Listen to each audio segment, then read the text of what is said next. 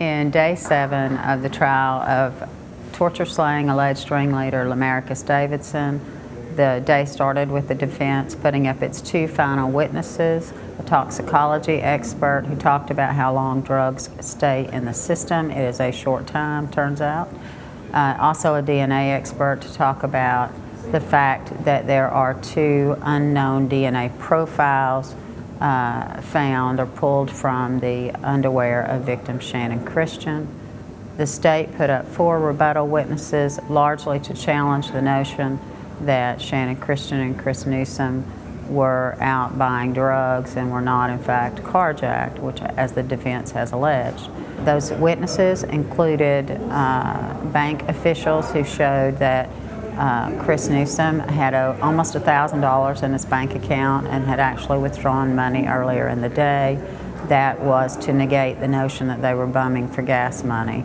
The state also put up Knoxville Police Department drug investigator Josh Schaefer to talk about the fact that you can buy drugs anywhere in this town, and particularly pot and pills are more likely to be sold in West and North Knoxville.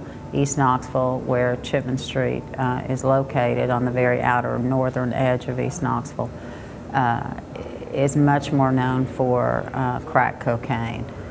After that, the judge gave the jurors lengthy instructions on the 46 counts that Mr. Davidson faces. Those include felony murder, first-degree murder, and several underlying charges, including kidnapping, robbery, rape, and theft.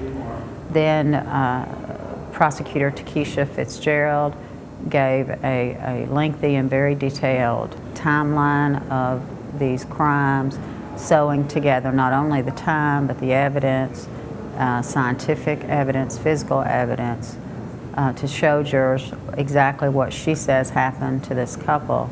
And then she ended with a very passionate speech asking these jurors to give this couple justice. We're asking you to give Chris justice for having to endure the humility of being stripped down, being raped, the inability to protect his own body, his inability to protect his girlfriend. We're asking you to give Chris Newsom justice. Give Chris Newsom justice for being forced to walk outside in the cold, dark night barefoot. Somebody else is wearing your $136 shoes. Being forced to bend over, for feeling that bullet in the bottom of his back. We're asking you to give Chris Newsom justice for the bullet that entered his shoulder. We're asking you to give Chris Newsom justice for being executed, for his body being moved, for being set on fire. That's all we want from you. Don't care what you think about the kids.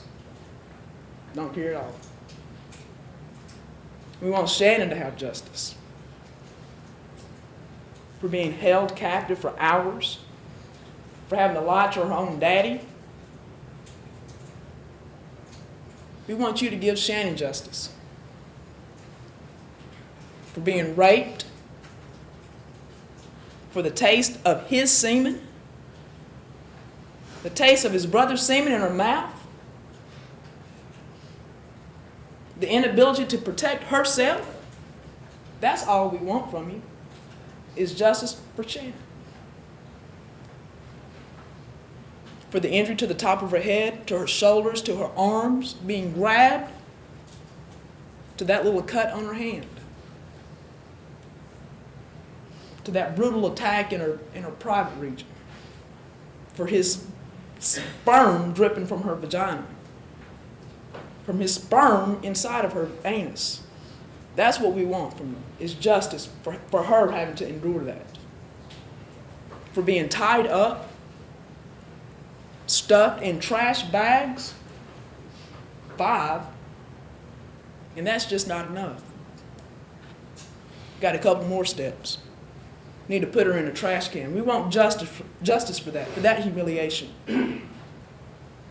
For the whole world to see her body stuffed in a trash can, for Channon having to do that, for that being the memory of Channon Christian, that's what we want justice for.